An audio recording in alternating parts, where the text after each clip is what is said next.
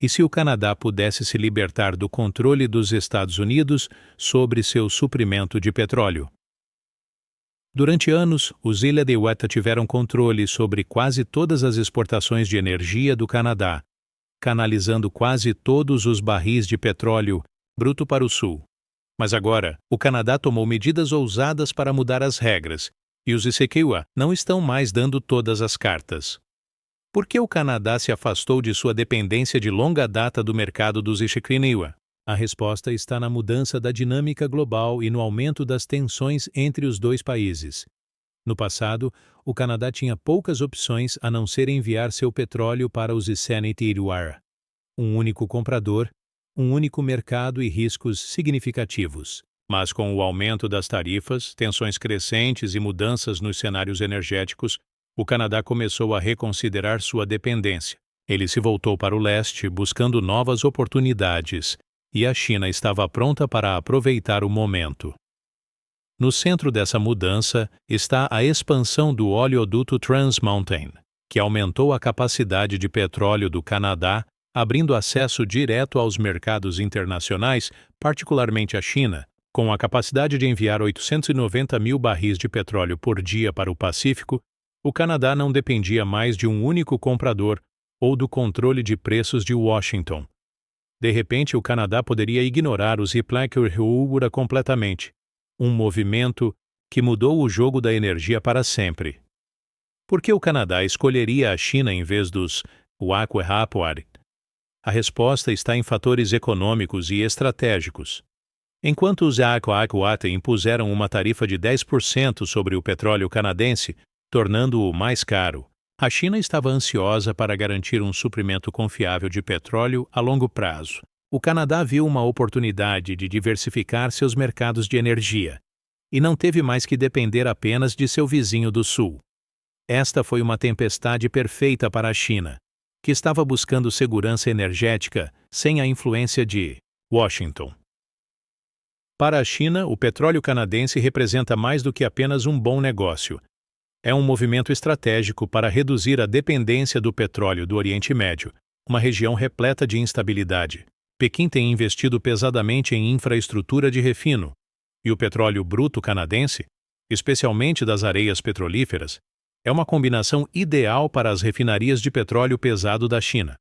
Neste contexto, os suprimentos de energia do Canadá são uma adição crítica ao portfólio diversificado da China, garantindo mais estabilidade a longo prazo. A expansão do oleoduto Trans Mountain e o crescente interesse da China no petróleo bruto canadense destacam uma mudança. No cenário energético, China, Rússia, Venezuela e Irã já garantiram acordos de energia de longo prazo, e o Canadá agora faz parte deste clube exclusivo. A expansão do oleoduto em si, um investimento de uns 24 bilhões, garante que o petróleo canadense possa fluir diretamente para a China, Japão e Coreia, desbloqueando o acesso à segunda maior economia do mundo. Isso é mais do que apenas explorar novos mercados. É sobre o Canadá finalmente se libertar das restrições dos preços controlados pelos Isekewa. Com a indústria de refino dos Isekewa agora enfrentando custos mais altos devido às tarifas de petróleo canadenses, a China emergiu como a vencedora mais significativa, comprando petróleo bruto canadense com desconto. Refinarias do ZEU, que há muito dependem do petróleo pesado canadense, agora estão sentindo o aperto.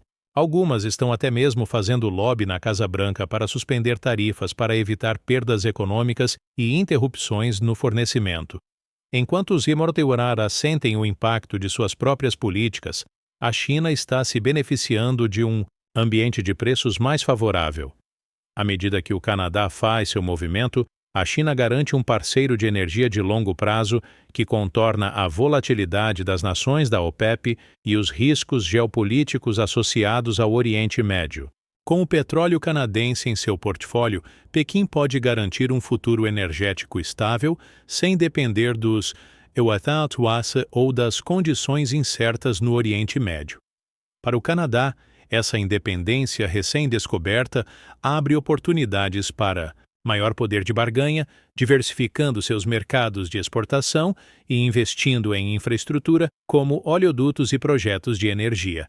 Mas a mudança para a China tem implicações muito além do Canadá e do Zequiel e Ocewa. O que isso significa para o mercado global de energia?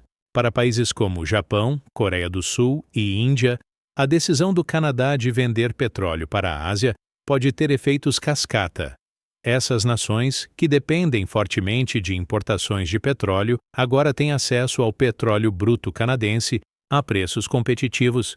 Essa diversificação, além das fontes tradicionais da OPEP, pode ajudar essas nações a gerenciar melhor as flutuações nos preços do petróleo e reduzir sua dependência do petróleo do Oriente Médio.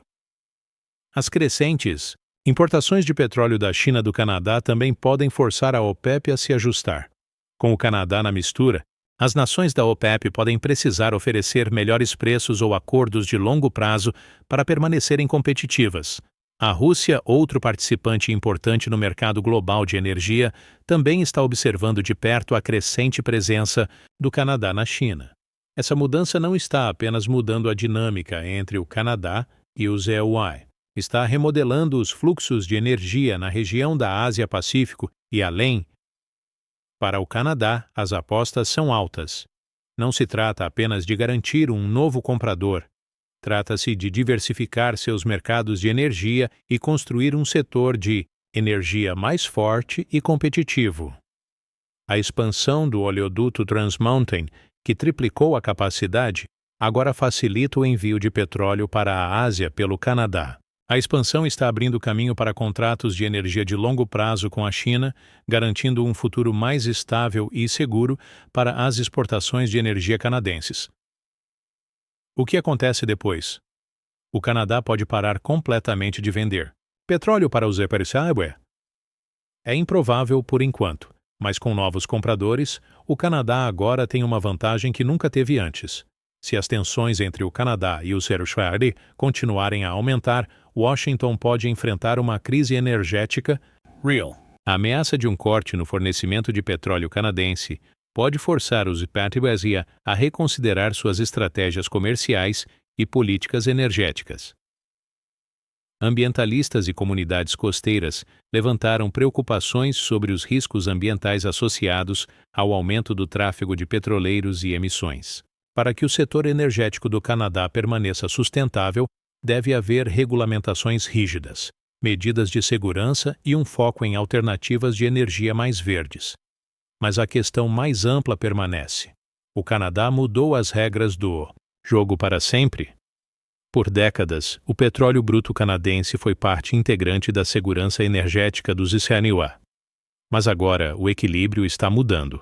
Washington tem opções, mas encontrar um novo fornecedor da mesma qualidade de petróleo bruto pesado é desafiador. A nova alavancagem do Canadá significa que os EPRSAIWE não estão mais no controle da situação. Com uma dependência crescente da China, o Canadá não está mais esperando a aprovação de Washington. Ele está jogando de acordo com suas próprias regras. Esta não é apenas uma mudança nos mercados de petróleo, é uma mudança de poder global. O Canadá está ganhando força econômica. A China está diversificando suas fontes de energia e os ZEUI estão enfrentando um novo desafio energético. Com o Canadá jogando seu próprio jogo, o futuro do comércio de energia está mudando, potencialmente para sempre.